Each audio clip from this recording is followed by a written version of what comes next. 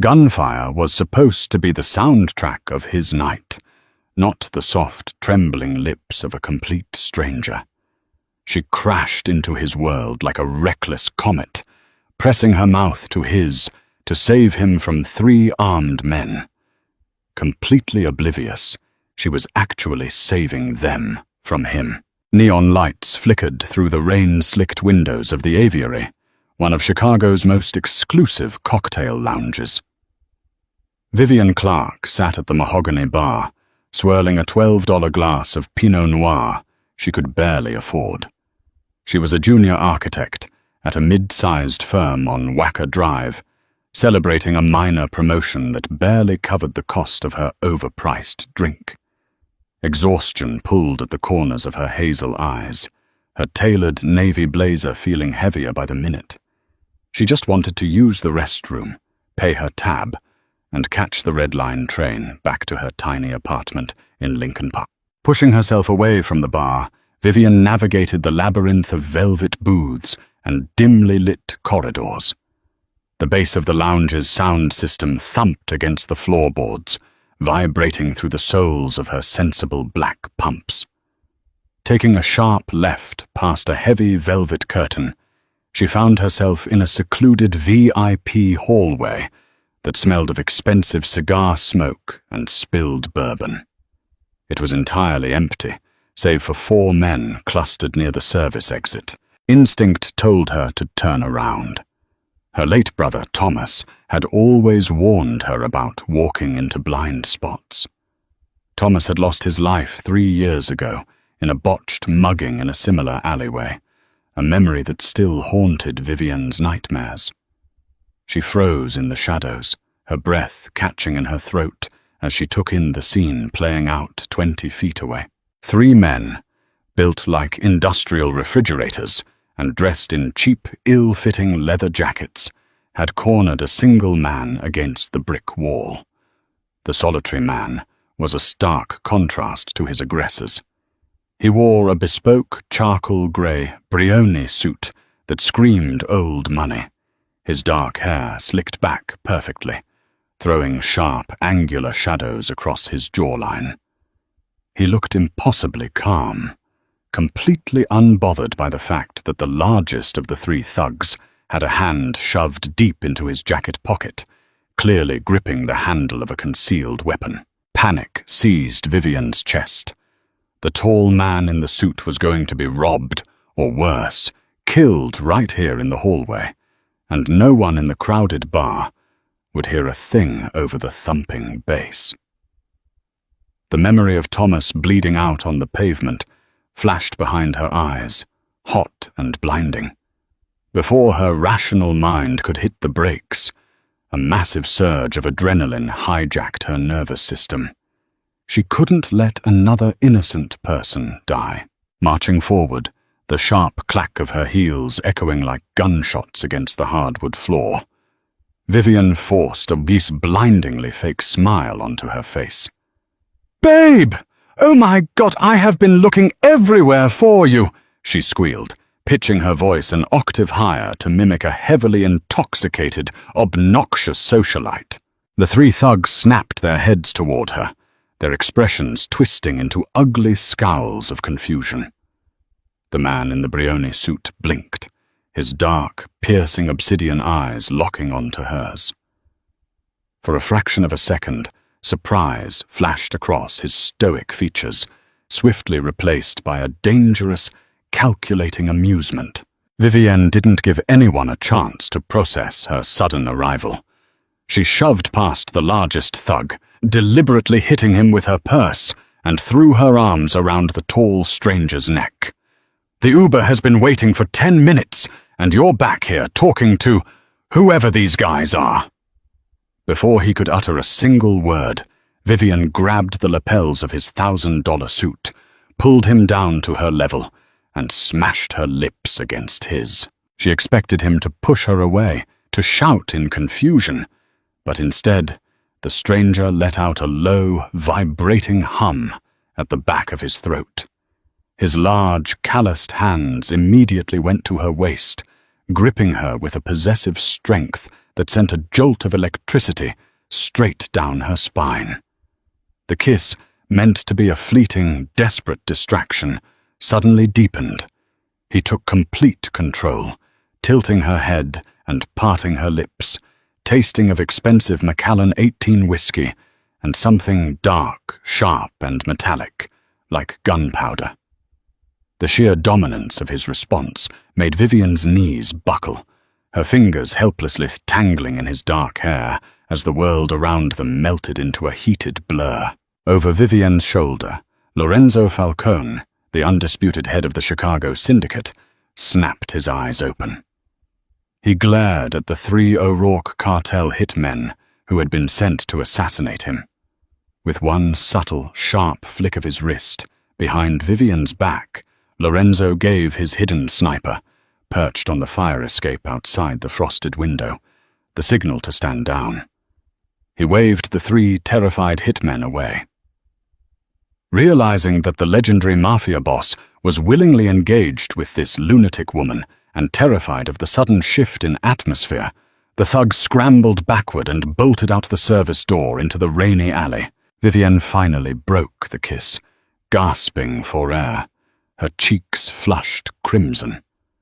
She didn't bother looking back at the men, assuming her crazy girlfriend act had sufficiently scared them off.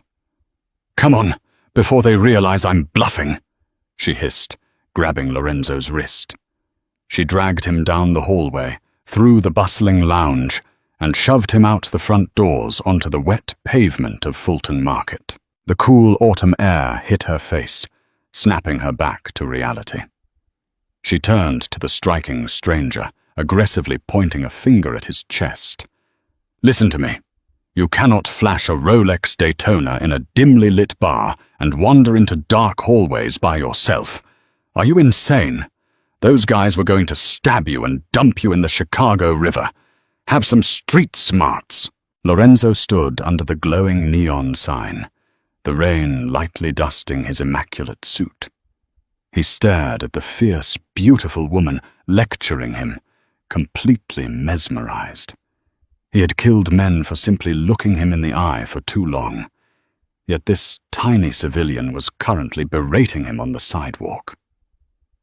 "I'll keep that in mind," Lorenzo murmured, his voice a deep, gravelly baritone that sent another shiver down her spine.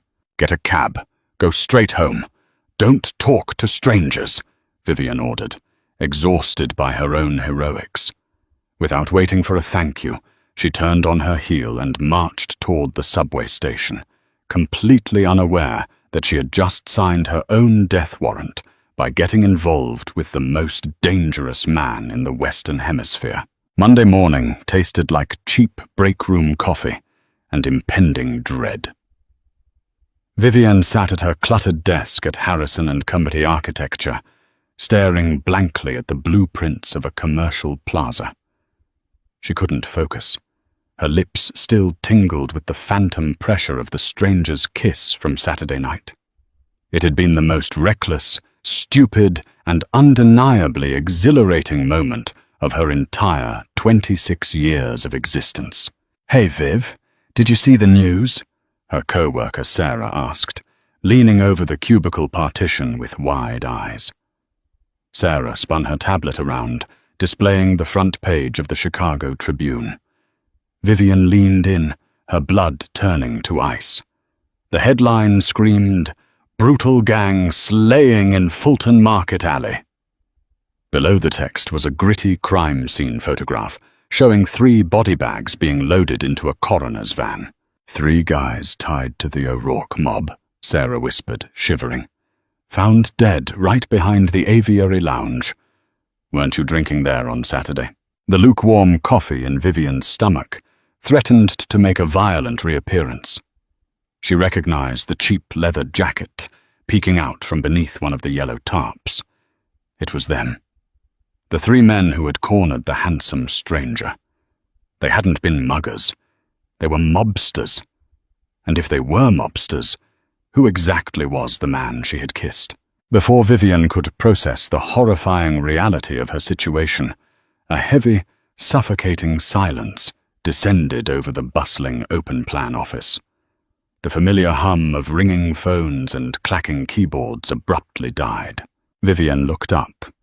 Outside the floor-to-ceiling glass windows of their Vaca Drive office, a convoy of 3 sleek, pitch-black Maybachs had illegally parked on the sidewalk. 4 men in tailored black suits stepped out, their postures rigid, eyes scanning the street with military precision. They walked through the revolving doors of the lobby, completely bypassing the frantic security guard. The glass doors of Harrison and Company swung open, and the temperature in the room seemed to drop 10 degrees. Standing at the threshold was the man from the hallway. In the harsh daylight of the office, Lorenzo Falcone looked even more intimidating. He wore a midnight blue 3-piece suit, a heavy gold watch glinting on his wrist. The aura of raw, predatory power radiating from him was so intense that several junior draftsmen physically backed away from their desks. Mr. Harrison, the balding, overweight owner of the firm, scrambled out of his corner office, sweating profusely. "Mr. Falcone, I didn't expect you until this afternoon to sign the acquisition papers." Vivian stopped breathing. Acquisition papers? Falcone. The name echoed in her mind like a death knell. Everyone in Chicago knew the name Falcone. They owned the ports, the unions, the casinos, and half the politicians. Lorenzo completely ignored the babbling architect. His dark, dangerous eyes swept across the room with lethal precision until they locked onto Vivian. A slow, terrifyingly beautiful smirk curved his lips. The moment his gaze found hers, the rest of the world ceased to exist.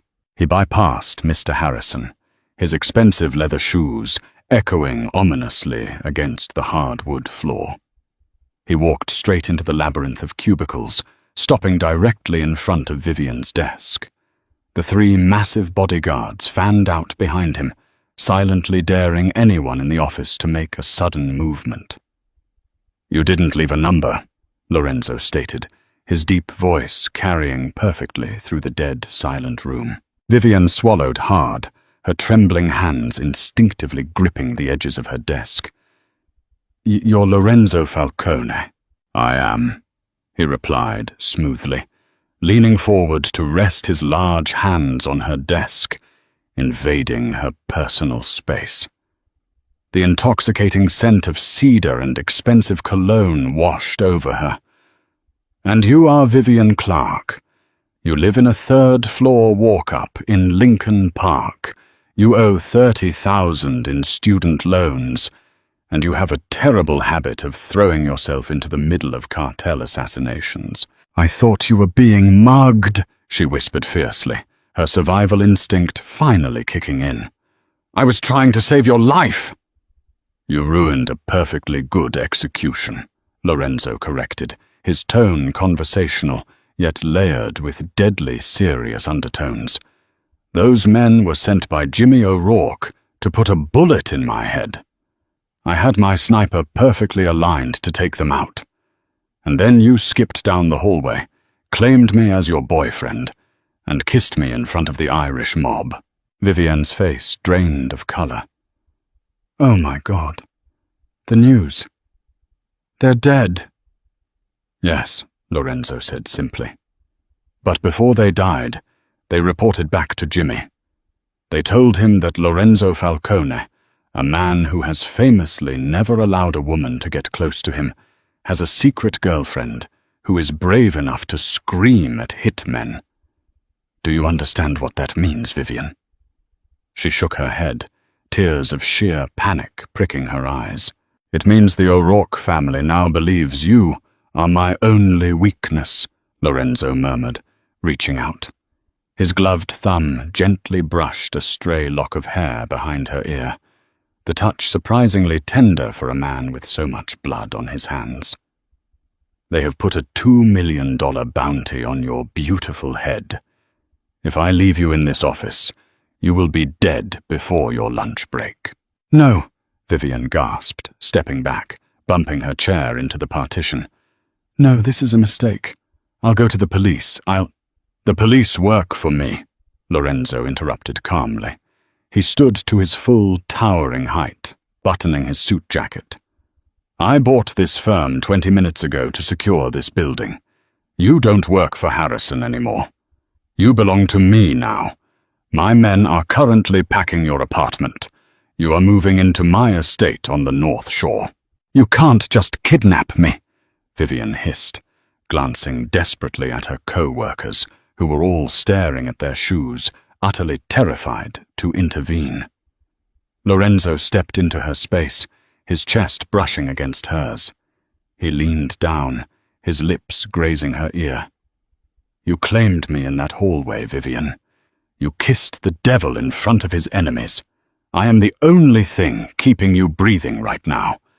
So grab your coat, sweetheart. We have a war to win." Rain battered the tinted bulletproof windows of the Maybach as it glided through the massive wrought-iron gates of the Falcone estate in Highland Park. Vivian sat rigidly against the pristine white leather interior, her fingers tightly interwoven in her lap to hide their violent trembling. Beside her, Lorenzo radiated a dark, unyielding calmness, answering brief, coded messages on a burner phone. He had essentially abducted her from her mundane corporate life just hours ago. Yet he treated the situation with the casual indifference of a man rescheduling a dinner reservation. Towering limestone walls loomed ahead, framing a sprawling mansion that looked more like a modern fortress than a home. Armed guards dressed in tactical gear patrolled the manicured grounds, assault rifles slung casually over their shoulders. Vivian swallowed the hard knot in her throat. This was not a temporary safe house. This was an empire, and she was its newest, most vulnerable captive. "Breathe, Vivian," Lorenzo commanded softly, not even glancing up from his phone. "If I wanted you harmed, you would have never made it out of that alley on Saturday. Forgive me if being dragged into a Mafia war by a ruthless crime boss doesn't exactly put me at ease," Vivian snapped, her fear rapidly transforming into a sharp, defensive anger. "My entire life is back in that city. My job, my friends, my brother's grave. You can't just erase my existence because your enemies saw me kiss you." Lorenzo finally lowered the device, his obsidian eyes locking onto hers with an intensity that made her breath hitch. "Your existence was already erased the moment you stepped into my crosshairs. Jimmy O'Rourke does not leave loose ends. He tortures them. He skins them alive to send a message. You are here because these walls are the only things standing between you and a shallow grave in the Pine Barrens." Before she could formulate a retort, the car rolled to a smooth halt in front of the grand entrance. A man waiting on the limestone steps pulled the door open. He was older, with silver hair at his temples and a tailored charcoal suit, possessing a dangerous grace that mirrored Lorenzo's. "Matteo, my underboss," Lorenzo introduced curtly, stepping out into the cold drizzle and offering Vivian his hand. She ignored it, climbing out on her own, though her sensible work heels slipped slightly on the wet pavement. Lorenzo's hand shot out, gripping her waist with bruising, possessive speed to steady her. "Welcome to the Gilded Cage, Miss Clark," Matteo said, his voice gravelly, lacking any real warmth.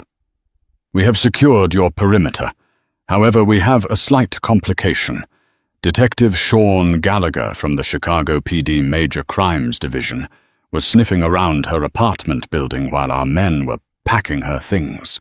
Lorenzo's jaw clenched, a muscle feathering furiously in his cheek. "Gallagher is on O'Rourke's payroll. If he was at her apartment, Jimmy already has her address. Burn the apartment. Erase her financial footprint. Vivian Clark died of a sudden gas leak this afternoon." "Are you insane?"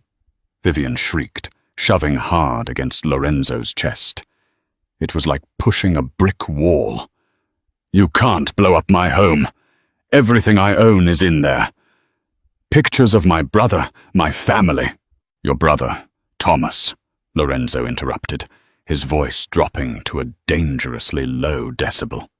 He gripped her wrists, easily subduing her frantic struggling, and pulled her flush against his chest. "Let's talk about Thomas, shall we? Because your heroic little intervention at the aviary wasn't the first time your family crossed paths with the Chicago underworld." Vivian froze, the fight draining from her muscles. "What are you talking about?" "Thomas was killed in a random mugging. He was an accountant." "He was a forensic accountant," Lorenzo corrected, guiding her forcefully up the steps and into the cavernous, marble-floored foyer of the mansion. And 3 years ago, his firm was contracted to audit a shell company operating out of the South Side, a company owned by Jimmy O'Rourke. Thomas found $3 million in laundered cartel money. He was going to take it to the feds. The opulent surroundings blurred around Vivian. The massive crystal chandelier above them seemed to sway violently. "No, the police said it was a robbery. They took his wallet, his watch. They took his silence," Lorenzo said, his tone softening just a fraction, recognizing the devastating shock breaking across her face. "Gallagher was the lead detective on that case. He buried the evidence, framed it as a street crime, and O'Rourke paid him handsomely for it." Tears spilled over Vivian's lashes, hot and stinging. For 3 years, she had carried the agonizing guilt of her brother's death, wishing she had walked him home, wishing the city was safer. Now, the truth laid bare before her was infinitely more horrifying. Her brother was murdered to protect a monster's fortune. "Why are you telling me this?" Her voice cracked, echoing hollowly in the massive foyer. Lorenzo reached out, his leather-clad thumb wiping a tear from her pale cheek. The gesture was shockingly intimate, completely at odds with the violent world he commanded.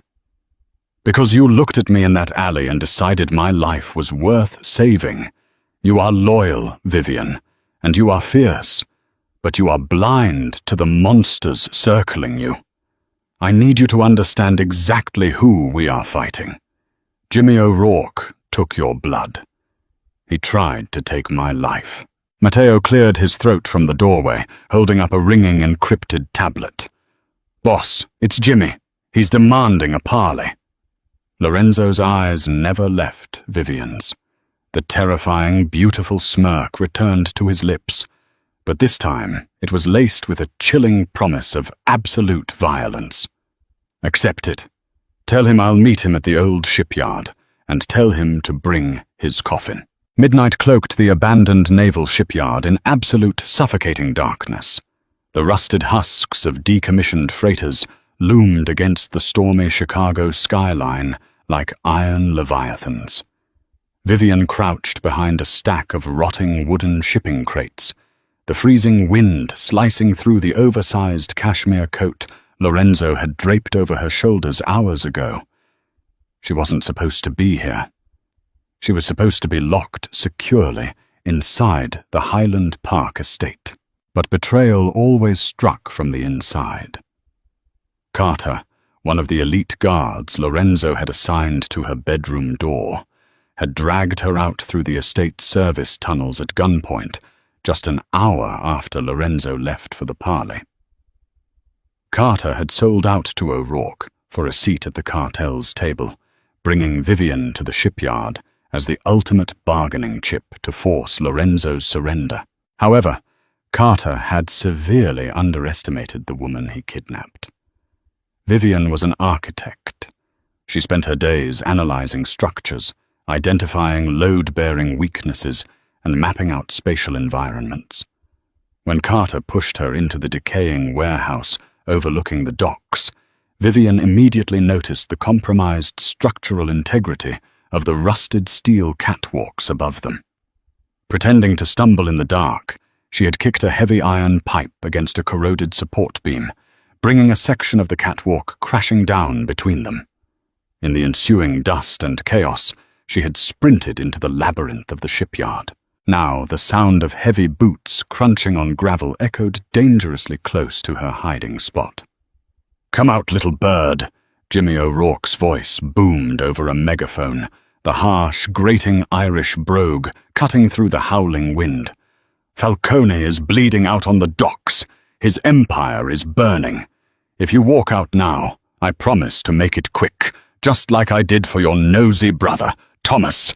Rage pure and blinding overrode the crippling terror in Vivian's veins. She peeked around the rotting wood. Down by the water's edge, bathed in the harsh, blinding glare of a dozen SUV headlights, stood Jimmy O'Rourke. He was a repulsive, heavy-set man, flanked by 50 armed cartel soldiers, and kneeling on the blood-soaked concrete in the center of the illuminated circle was Lorenzo. Lorenzo's midnight blue suit was torn, his face bruised and bleeding from a nasty cut above his eyebrow. 3 of O'Rourke's men had their assault rifles pressed firmly against the back of the Mafia boss's head. Yet, even on his knees, Lorenzo looked like a king waiting for his subjects to finish their pathetic little rebellion. His dark eyes scanned the shadows, searching for something. Searching for her. "You brought a civilian to a war, Lorenzo," Jimmy sneered, pacing around the kneeling boss. "Carter is hunting her down right now. Once I put a bullet in her brain, I'll take your territories, your ports, and your life."